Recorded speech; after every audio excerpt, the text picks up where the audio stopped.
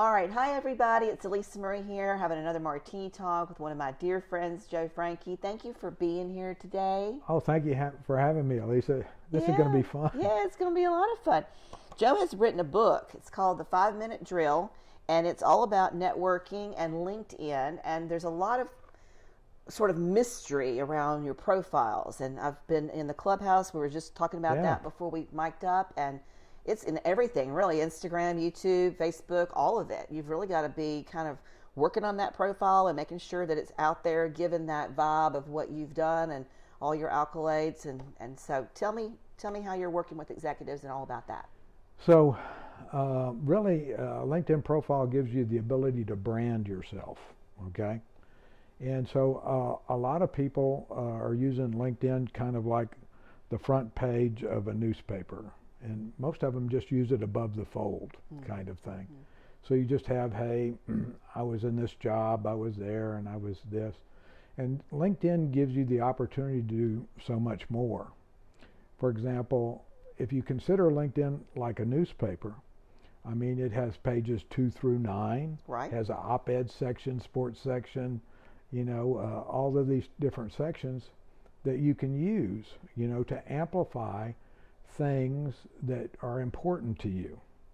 And when you do this, what it allows you to do is it allows you to be found, okay, by search consultants like myself, internal recruiters, contract recruiters, contingency recruiters. And so if you want to be found, that's an important part of it, because you're in a content war with your peers. So if you're going head to head against a peer, from a LinkedIn standpoint, do you have more content? Is your content better quality? Is your content compelling? Compelling meaning that you use qualitative and quantitative metrics. You know, I'm in LinkedIn all week long, you know, with executive recruiting. Right. But everybody's a great lady and everybody's a great guy. But the people that can differentiate themselves by saying what they bring to the table is very important. And it's easy too for people who are looking for executives. It's much easier if it's just clear and concise, and you can look at it and say, okay, this is what they've done, this is what they've done, this is what they've done, this is what they can do. Right. And I've noticed that on mine, I've got, you know, a love-hate relationship with that whole LinkedIn, and I love you, and that's how we found each other, right? But my world has been Instagram, babies, and families for years, right? But LinkedIn's kind of over here. That's where my daddies are, and they know me, and occasionally I would get a few. But actively campaigning in LinkedIn is a full-time, honestly, it's a full-time job. I've been on LinkedIn more the last 2 or 3 weeks than I've been on LinkedIn in the entire time I've been in LinkedIn, because I thanked everybody for my birthday. Right. And you know, I said I'm going to make the decision that if people are going to take the time to wish me a happy birthday, I was going to take the time to reach back out to them and just sort of see who came back and kind of build relationships based on that. It's been a whole new set of people, you included, you know what I mean? And it's like with a whole nother group of people that have a whole new set of interests. Because everybody that's been with me on LinkedIn and Instagram and Facebook has been all about babies and, you know, pictures and vacations and that kind of a thing. And so it's just, but I used to feel like it was really corporate, and it is still corporate, but I've tried to put the same feeling on mine as across all of it, so that if you're finding my face, you see the same face. If you're looking at the information about what I do, it's the same thing across all of them. And I think consistency, too, is probably one of the things that you're teaching the executives, too. Because if they find you one way and then they find you another way and you're like doing something completely different, it's really confusing for people trying to vet you. Right. And trying to really understand what you are and who you are and what you do. Yeah, I use like, for example, the same profile photo, call it what you like, on Facebook and Twitter, you know, and I basically say the same things that this is what I'm doing. Now, I have my personal Facebook page, but then you can have your company Facebook page as well. Yeah, yeah. So as you've been dealing with people, helping them get amped up or you know, working on getting themselves to where they need to be, what do you think is the biggest problem? Well, I always start out with, okay, can you define where you are right now? That's pretty easy, okay? Then where is it you want to go? What do you want to achieve? And can you define that? Like I was coaching somebody this morning and he said, well, I want to do this. And then he said, I want to do that. I said, okay. It's important that you told me that because we're going to work on building a bridge to get you from where you are to those two places. And we're going to use that using LinkedIn. And so I say that because there's different strategies, right? And one strategy would be, okay, I'm out of work and I'm looking for employment. Right. One strategy is I'm in work, I don't like where I'm working, or I want to change, I want to go someplace else. Some people want to pivot.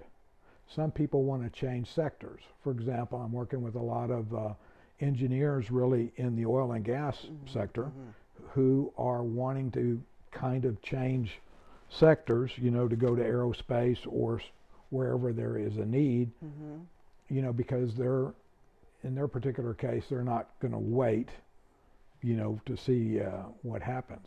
But those are personal decisions, and so the important thing is to be able to help them build that bridge to get them where they want to go. It's interesting too because Joe, I've never really worked for anybody, right? I've always been an entrepreneur. And I often see where there's these little badges that say open for work. And on LinkedIn, I think it's on LinkedIn, it's green. Yeah. And I think to myself, if I was an employer, which I'm not, I'm also not an employer. I'm an entrepreneur with B. And all of y'all know that because y'all are all watching me and you know who we are. But wouldn't it be a little bit of a fearful situation if you were opening yourself to work and you were employed, that your employer that you were employed by would figure that out and then you would no longer be employed? It sounds like a little Peter Piper picked a peck of pickled peppers. I have, that question comes up about, you know, who should do what. And so I always consider that, you know, a two-bladed sword. You know, the sword swings this way, Yeah. but it also swings back, right? So I have run across people that were employed, okay, but they were in a condition where they knew that they weren't going to be employed in the future. And so actually their employer's telling them, hey, do what you got to do. Gotcha. Okay. The second part is if you're out there and you want to change in the future, there's ways to not use the green tab and say you're open to recruiters only.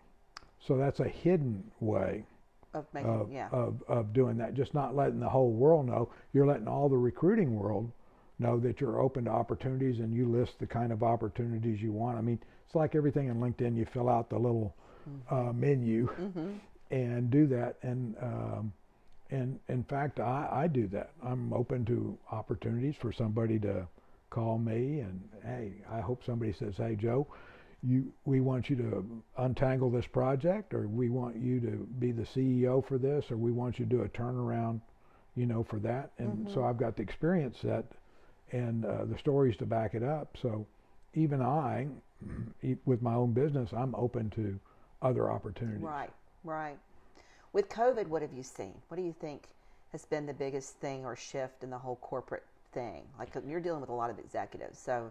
Well, I wrote the book for executives. This book is being used in high school business classes. I think that's wonderful. Okay, and the reason it's written so that anybody can understand it. The key about an executive is if I don't put executive on it, the executive won't buy it. Oh, how funny. So funny. But most executives, when I was coaching a lot of them, they said, look, Joe, I don't have all day to spend on LinkedIn. And we both know that you can spend forever in Facebook, Twitter. You can kind of get lost in there forever. Clubhouse. But, yeah. So what they wanted is, hey, what do I need to do in a short period of time? So my co-author and I, Lori Ruff, we figured out, okay, this is what you can do in 5 minutes, okay? And so I had a lot of people challenge me, and I said, look, I can't do this in 5 minutes. And I said, well, what's happening is you're not executing the checklist. Right. You're getting where you're thinking, and I'm reading this over here. The checklist is for those people that say, I'm only want to spend 5 minutes. So you're going in, seeing who's looked at your profile, seeing who's commented on your post, seeing what posts are in your feed, like a couple, the checklist is right there It's to do pretty it. concise. So after the gentleman that challenged me on that, he said, I'm going to give it 3 weeks. And so call me back in 3 weeks. And he says, Joe, you're right. I can get it done in 5 minutes. But you're right. I'm hustling and I'm not diverting. But that's what I ask you is what can I do? Because I only want to spend 5 minutes. And I said, well, it's a good 5 minutes spent, at the beginning of the day, wherever that beginning is for you, and at the end. And that will clean up your battlefield pretty well. Yeah. Well, I've just found I've opened up a can of worms with it, honestly, because before I was just sort of letting it just do its thing. And now I told my husband, I said, I'm raining men. I've got men everywhere from all the corners of the world. Like Dino Price, I was talking about him whenever you came in the door this afternoon. He's a publisher in Sugar Land, and there's so many men. Troy was interviewed last week, and he's a property manager, and we're talking about people's fake pay stubs because the moratorium's getting ready to be lifted with the real estate market and how he's seeing as a property manager. Crazy stuff going on in the real estate world because people are getting ready to lose their homes and they're getting ready to try to find a way to move to something else before they get kicked out.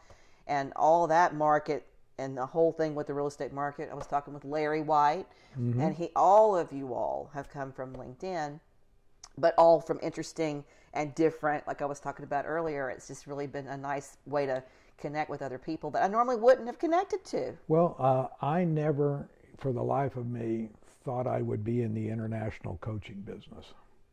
And so I've coached people in Singapore, China, Thailand, Hong Kong, Turkey, Germany, England, France.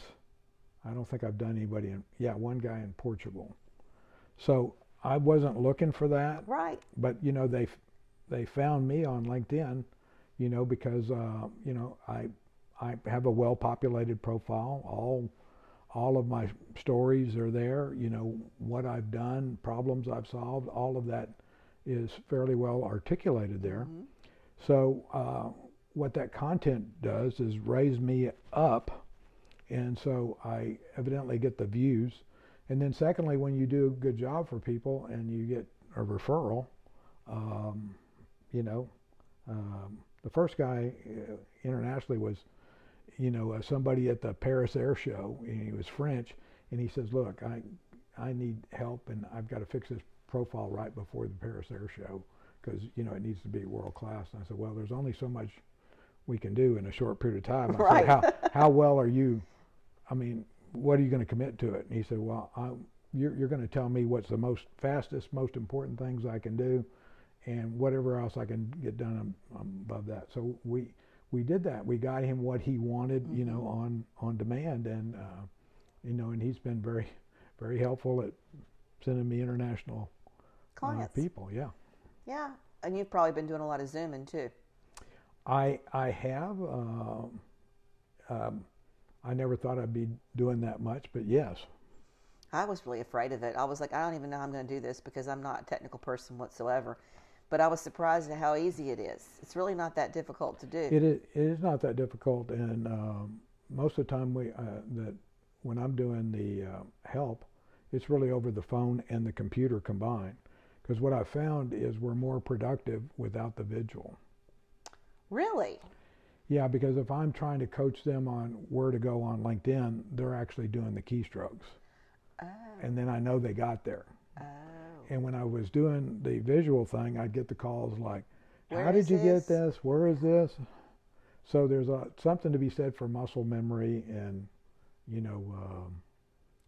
that style. So I've tried it from, hey, one-on-one, just like you and I are here at a table. I've tried it, different ways. And the best way I've found that works for most people is over the phone and the computer. And usually it's somebody in some backwater, they've got an internet connection and a phone. Mm-hmm. So how many people do you think in a post-COVID world are going to switch gears and go into being entrepreneurs? Have you run into a lot of that? Are you? Yeah, there's a lot of people looking at that, and you know, a year and a half, 2 years ago, you wouldn't have anybody contact you about opening a franchise. Mm-mm. And now, you know, at least I'm getting probably 4 messages a day from different people saying, okay, you know, I'm a franchise coach, you know, you don't pay me, but if you find something you like, you know, they get taken care of on the back end. Mm-hmm. And so I think there's a lot of market out there, and you know, naturally, if there's a market, then people are trying to offer, Right. and you know, that's fair. Absolutely. Yeah. Well, I just think that this book is applicable for that too, because even though it says executive on here, it's important for an entrepreneur to be able to get the message out about what they've done and what they've accomplished. And if you're looking for your ideal client, and let's say you were looking for a photographer, right? You would want to know all the stuff that I've done. Right. And what I want to know more importantly than what you've done, I want story after story after story of how you've solved problems with the camera on that. You don't have to mention people, but you had some unique thing that you had to do or make happen, you know, all of those kind of things. And LinkedIn gives you the ability to how you solve those as problems. Because what people are looking for is, if you look at a position specification, right? Mm-hmm. Okay, this is what we're looking for. Okay, on that position specification, probably 4 or 5 really key like things. You can almost see the tears or the blood stains. Pain points, yeah. And so that's kind of where you start with. And then if you have on your LinkedIn profile that you've solved a similar problem, okay, then you're going to come up in the search. Yeah. You know, and the better you populate that, the higher you can come up in the search. It's really all about it's really SEO for your profile. Yeah, it's you're in a noun and verb war. Whoever has better nouns and verbs than the other guy or gal is going to go to the front of the bus. And so I'll have people say, well, Joe, I don't want to put all that stuff out there. And I said, well, you're okay.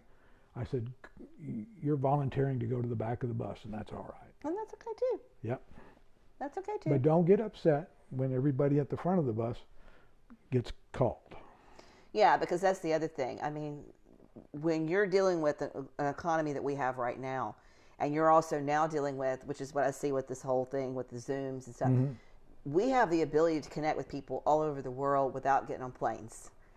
Right. And collaborate in ways that we never even thought that we would or could or should.